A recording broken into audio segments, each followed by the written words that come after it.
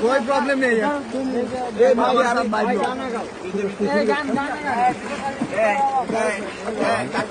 কাকা মাথা ঘুরায় এদিকে ঢাকা নাকা এদিকে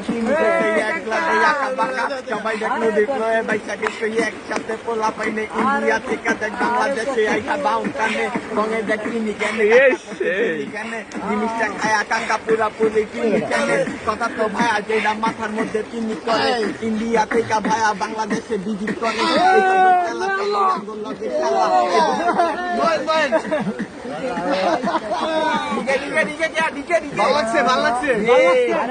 ভালো লাগছে